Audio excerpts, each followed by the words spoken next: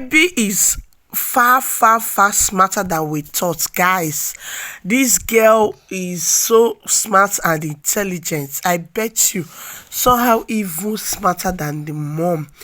Like, this girl does seems to amaze me.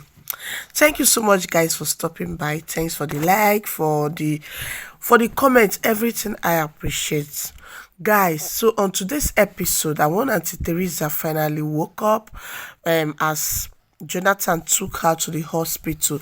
So at the hospital, after the whole treatment, she finally survived. Thank God she did not end her life for that foolish man's sake. So now, as she's still receiving treatment, they asked Jonathan to deposit 100,000 so that they can continue with the treatment. I want to get Jonathan said, where will he get that money? That he will just send his sister a message and that is it. And that is what he did. He just sent message to Clara and that is it. He did not even mind going back to check on the... In fact, he went home and be drinking with his nonsense Emeka of a friend. When Clara received the message, she rushed to the hospital. Of course, the sister now received proper treatment. And Jonathan and Emeka and they were just in the house. So their guy, Ken, was telling them, why will you leave your sister-in-law at the hospital since I didn't even bother to go and check? Why you are the main reason why she is there? And he was like, it's not my business. I have taken her to the hospital. Let her sister take it from there. It's not her business. And then Emeka, who is, in fact, is anybody that allow people to use them, that is the person somebody will use anyway. Emeka supported him and say, what did you call him? Brother-in-law. Okay, the sister should go and take care of brother-in-law. Brother-in-law have done his own part, guys. And Emeka encouraged and supported Aonogbonge full at 40, Jonathan. And then that was how Jonathan stayed and did not even bother to go. And Clara at the hospital, our own Ogbonge devilish Debbie was at the hospital. She's Clara's friend, best friend as they call themselves. So she was at the hospital with Clara, saying, oh, Clara, you and your husband, you people have separated, blah blah blah blah. All those kind of I don't know how to put it. So she was just... So Clara was like telling her, you speak from both sides of your mouth. What is it? What is actually your prayer? I said, no, you and Jonathan, you both of you are separated now, blah blah blah blah. And then what is she called? Benny came in. When Benny returned from school and came in to the hospital, she greeted everyone and asked the mom if the dad has been here, and the mom said no. He asked the Auntie Teresa. Auntie Teresa said no, that the dad haven't come here. And then she was like, you mean dad is not here yet? She started calling that daddy is the cause of this, and let me go to the house and visit him. And then what is it? Debbie now said, why are you talking to your daddy? Is it your daddy that you're talking to? And then she changed it. She said, Debbie, I don't have your time yet. That both of us you still have so many questions to give me, that we were at home and you used my phone to send a message, so you will still have so many things, so many scores to settle. And Clara was like, wow, Debbie, are you actually the one that used her phone to... Are you actually behind all this? And then even as Clara have heard that Debbie is not 100% innocent of what is going on, I thought she would use the sense, sure her sister will use their sense, like discussing some things that they won't discuss in front of the Debbie. But no, they went ahead and be discussing everything they were discussing.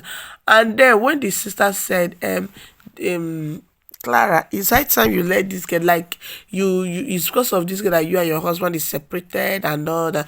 And she was like, no, Debbie did not cause our separation. Debbie did not do anything. I love Debbie as my own child, and I believe she know what she's doing. So when Debbie arrived home, she saw the dad, Ken and Emeka. They just sat there and they were drinking, discussing. Meanwhile, even the Ken has told Jonah to go and look for and go and visit the sister-in-law, which she refused. So she confronted the dad, telling him that what is he teaching her, telling him that he's a very wicked somebody, he's not worthy enough to be a dad, that so many insults on the indirect insults on the dad. And she told the dad that instead of you to do what is right, you are here following your foolish friend, your fool of what to do. He's not even better. Like she gave it to the Emeka, and she also gave it to the dad. She did not spare anyone at all. So when the idiot Emeka told her, is it not your daddy that you're talking to like that, blah blah, and she said, oh, you're not any better, that you're not any better, so I don't have anything to tell you, that you are even worse than my dad, that you are the one misleading my dad. And when he now said, look at the way your daughter is talking to me, blah blah, my daughter will not talk to me, and Ken told him, you don't even have a daughter, you don't even have a child. You have a child first, let's see how your child will treat you, but then we'll now discuss this. For now, you don't have any right to talk to this girl. Even though that the girl, maybe her tone of saying it is bad, but what she said is true, and that is what Ken has been saying. So that was how Debbie went upstairs. As she went upstairs, Ken went to go and tell her how what she did. She did the right thing, but with a very wrong move. Supported her, told her that this is her father character is already telling on her. You get, it's already telling on her that she now looked tense, so this kind, and she said yes, that the father character is actually draining her, that she don't understand what is going on, that the dad is just behaving like somebody that something is wrong, that the mother is a very kind mother, she wished to be like the mother tomorrow, she needs to be like her mother, that the father is nothing to write to my back. So the Kenna promised her that, if you feel that you want to talk to anybody, you can talk to me, talk to your mother, like you have people to talk to, so that you will not gradually become a shadow of yourself. And then both of them now hugged, like a hug that, thank you for giving me a shoulder to cry on.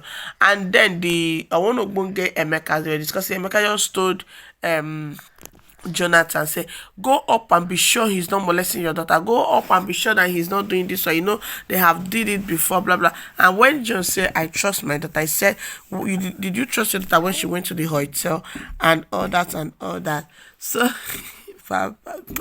so he now went up.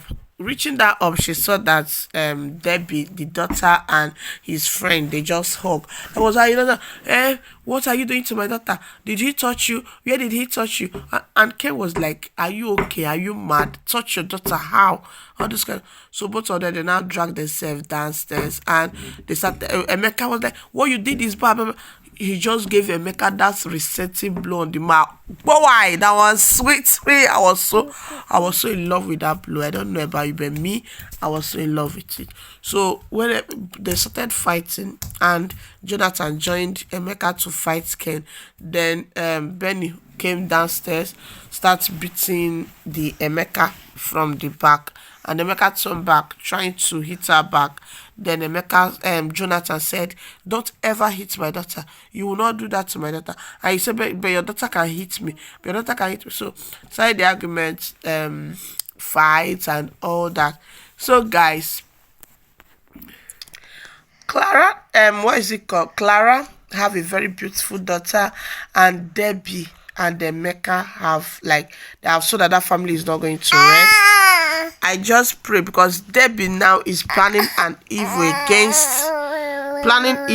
against Debbie. I just pray that her evil will cut up with her this particular time.